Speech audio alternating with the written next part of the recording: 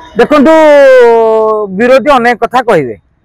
जदि सी बाली चोरी कि पत्थर चोर आप कांग्रेस पक्ष जा जगुना वीडियो करूँ प्रत्येक संस्कृति देखते सी बाली ट्रक बोधे चलैकी जाऊँ कि ना से पत्थर ट्रक चलाऊँ कि ना समर्थन करेंगे जे हिमांशु बाबू जड़े बढ़िया नेता बढ़िया संगठक को मन एमती खेल करदे बबी भी चितपटांग देले आम भी चितपटांग देले कथा कहे कि तेणु विरोधी कम हिसाब से समालोचना तेणु भक्त बाबू टार्गेट कर घासीना माझी कांग्रेस आप देखो पकेट भोट देखिए 40 नेले एपटे राजेन्द्र ढोलकिया पुओ बीजेपी लड़िला सेपटे बसंत पंडा भी सहयोग कले अभिनंदन मान 3टा भोट बैंक गोटे जगह मिसीगला तेणु जन को श्रेय देकी आउ समस्त किसी कम करूँ खाली जड़े खटुले मुझे एकमत नुहे टंका टे विजेडी कहीं काठे गला मुझे जापारे आम भावुलु सीतुआ ये एम पाखे बहुत पैसा अच्छी 600 कोटी टंका अच्छी मुझे भावुची ये सेमती साइतिकी रखिले पंचायत निर्वाचन पौर निर्वाचन तेणु क्या रणनीति माने बीजेपी रणनीति कम कला विजेडी रणनीति कम कलानी कांग्रेस अधारू अधिक कम कला से इज्जत रखिले विजेडी इज्जत माटी मिसीगला मुझे विजेडी एकता सृष्टि हम केमी 60 ରୁ 65,000 भोट जीति था बर्तमान जो तुम 40 ରୁ खसीगल एकता कौटी आसो एकता छक था नुआपड़ा से एकता छक मोहन माझी शक्ति प्रदर्शन कले से एकता छक नवीन बाबू दुर्बलता प्रकाश कले कहीं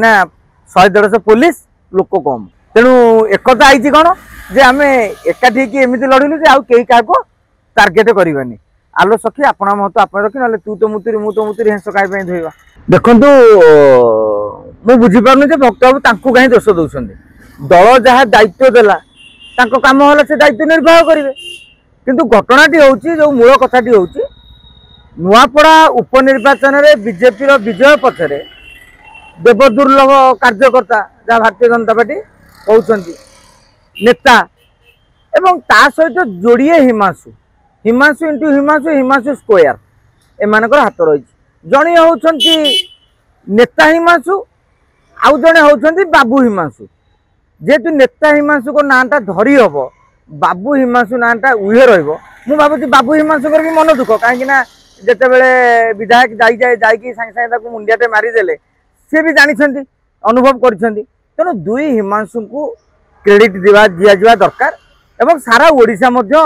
जानी एथिरे विवाद हबार दरकार ना कि वितर्क हबार भी आवश्यकता ना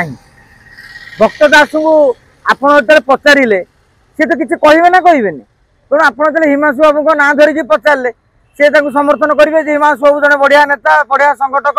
को मन एमती खेल करदे बबी भी चितपटांग देले आम भी चितपटांग देले कथा कहे कि तेणु विरोधी कम हिसाब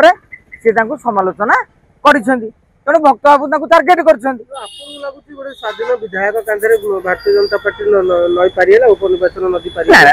बहुत फैक्टर रही मोहन माझी आदिवासी चेहरा सी कौन गोटे फैक्टर नुहे आदिवासी इलाकार आदिवासी चेहरा ताकर गोटे फैक्टर रही भारतीय जनता पार्टी सरकार रही सरकार भी गोटे क्षमता रही 8 जन मंत्री से रहिले 2 जन मंत्री से बुझासुझा कले तेणु खाली से नुह छत्तीसगढ़ 150 कार्यकर्ता 73 जन रु 75 जन पाखापाखि विस्तारक एवं प्रति बूथ दायित्व एमएलए ठारू नहीं अन्य नेता मान 358 बूथ 358 गुणन हिसाब करूँ 5-10 लाख हिसाब गले पाखापाखि 3500 ରୁ 4000 लोक लगी तेणु जन को गुरुत्व खाली आम जाइदेल हेनी तादे मानस महांती अच्छा मनमोहन अच्छा मोहन माझी अच्छा तेणु विभिन्न पर्यायर आसिले ये गोटे गुरुत्व बहन करती जो फैक्टर कहुए आम एमती कहवा नुआपड़ा कहीं बीजेपी जीतला बीजेपी कौन संगठन जीतला जब संगठन जीतला गथर कहीं 3 नंबर रही तेणु कथा ना गोटे इक्वेशन सृष्टि है नुआपड़ा 3 जन पाखे भोट 4 जन पाखे जड़े होती राजेन्द्र ढोलकिया स्वर्गत जी चलीगले आउ जन होती बसंत पंडा आउ जन होती जदुमणि पाणिग्राही आउ जड़े होती घासीना माझी कांग्रेस आप देखो पकेट भोट देखिए 40 नेले एपटे राजेन्द्र ढोलकिया पुओ बीजेपी लड़िला सेपटे बसंत पंडा भी सहयोग कले अभिनंदन मान 3टा भोट बैंक गोटे जगह मिसीगला तेणु जन को श्रेय देकी आउ समस्त किसी कम करूँ खाली जड़े खटुले मुझे एकमत नुहे कि एकथा कहवा